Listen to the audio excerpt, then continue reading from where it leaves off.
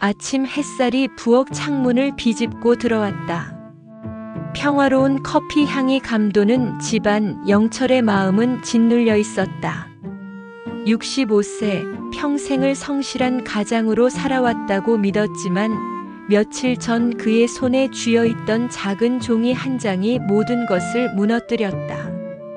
발신자 김선우 변호사의 이름 아래 그가 50년 전 묻어버렸던 과거의 사건 번호와 피해자의 이름이 선명했다. 그것은 그의 죄를 묻는 묵직한 망치였다. 순애는 영철의 불안한 눈빛을 며칠 전부터 눈치챘다. 그의 얼굴은 병색이 완연했고 밤마다 미희 미안해라는 희미한 외침이 순애의 귓가에 맴돌았다. 미희, 잊고 있던 옛 친구의 이름이었다. 영철 씨, 이게 정말 사실이에요? 순애의 목소리는 너무나 잔잔해서 오히려 폭풍 전야의 고요함처럼 느껴졌다. 영철은 숨을 삼켰다. 더는 숨길 수도 거짓말할 수도 없었다. 입술은 바짝 말라붙었고 목소리는 모래처럼 갈라져 나왔다. 응, 다 사실이야. 옛날에 데이트 폭력 그리고 살인 사건, 난 그걸 숨기고 살아왔어. 순애의 손에서 컵이 떨어졌다. 쨍그랑 깨지는 소리는 비명처럼 들렸다. 커피가 바닥에 흘러 시큼한 냄새가 방을 채웠다. 순애는 흩뿌려진 검은 액체를 멍하니 바라보았다. 그녀의 삶이 그렇게 흩어지는 것만 같았다. 불안에 떨던 눈동자에는 이제 무겁고 차가운 절망만이 가득했다. 왜 지금까지 숨겼어요? 당신을 믿고 50년을 살아온 우리가 뭐였어요? 당신은 평생 가짜로 살았군요. 순애의 외침은 분노와 배신감으로 뒤엉켰다. 그때 경준과 민준, 지호가 잠에서 깬 얼굴로 거실로 들어왔다. 평소와 다름없이 주말 아침의 여유를 즐기려 했지만 얼어붙은 집 안 공기에 발걸음을 멈추었다. 아버지, 무슨 일이에요? 경준이 떨리는 목소리로 물었다. 그는 영철의 굳은 얼굴과 순애의 붉어진 눈시울, 그리고 바닥에 엎질러진 커피를 보며 사태를 직감했다. 민주는 얼굴을 붉히며 소리쳤다. 말해. 다 말해. 뭘 숨긴 건지. 지호는 울먹이며 뒤로 물러섰다. 20살 가장 안전해야 할 집이 한순간에 지옥으로 변해버린 것 같았다. 순애는 힘없이 소파에 주저앉았다. 이혼할래요. 더 이상 당신과 못 살아. 그녀의 단호한 한마디에 영철의 심장이 쿵 하고 내려앉았다. 50년 가까이 살아온 삶이 한 문장으로 무너지는 소리였다. 과거의 그림자. 영철은 과거를 떠올렸다. 30대 초반 순애를 만나기 전의 자신. 그는 분노를 조절하지 못했다. 술에 취해 데이트 상대였던 미희를 강하게 밀쳤다. 미희는 뒤로 넘어지며 머리를 찧었고 그의 눈앞에서 의식을 잃었다. 병원으로 옮겨졌지만 결국 숨을 거두었다.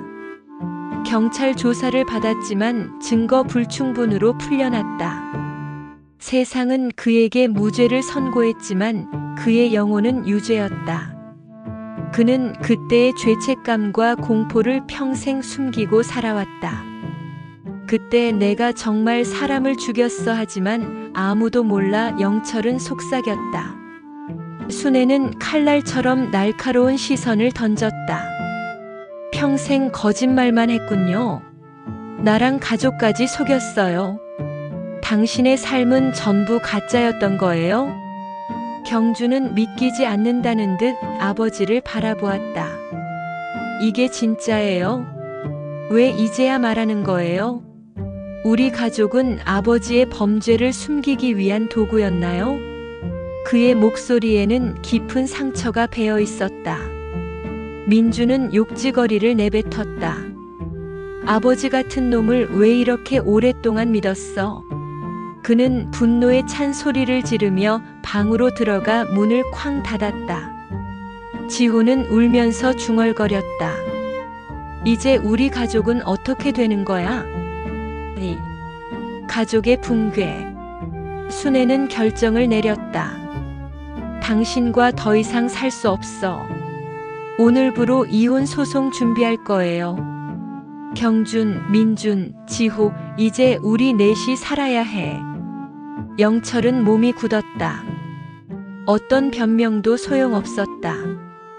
그는 순애의 손을 잡으려 했지만 그녀는 그를 뿌리쳤다. 순애는 짐을 싸기 시작했고 영철은 그녀의 결정을 막을 수 없었다.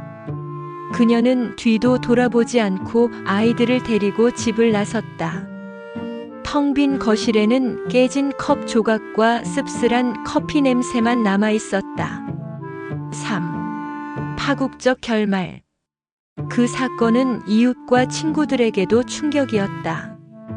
늘 모범적인 가족으로 알려졌던 영철의 과거가 드러나자 동네 사람들은 수군거렸다. 저 사람이 그랬대. 아내랑 아이들이 다 떠났대. 경찰은 과거 사건 기록을 다시 조사했고 언론은 그의 과거를 대서특필했다. 피해자 가족이 다시 나타나 영철의 집 앞에 찾아와 분노를 표출했다. 영철은 점점 더 외로워졌다.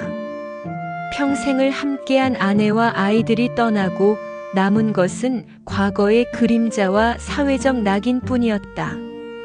그는 매일 밤 술에 취해 잠들었고 낮에는 빈집을 멍하니 바라보았다.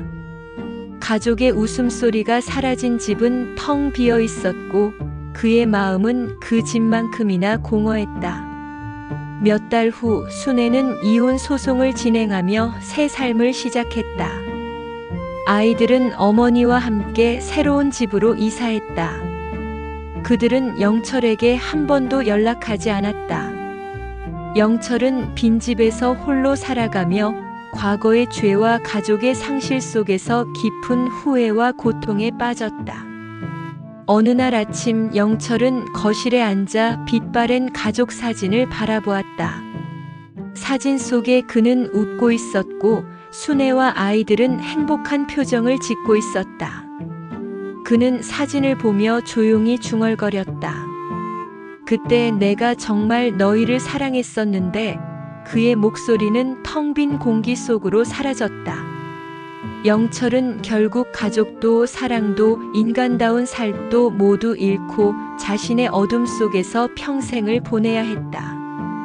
그의 삶은 거짓말의 굴레에 갇혔고 그 굴레는 그를 짓눌렀다.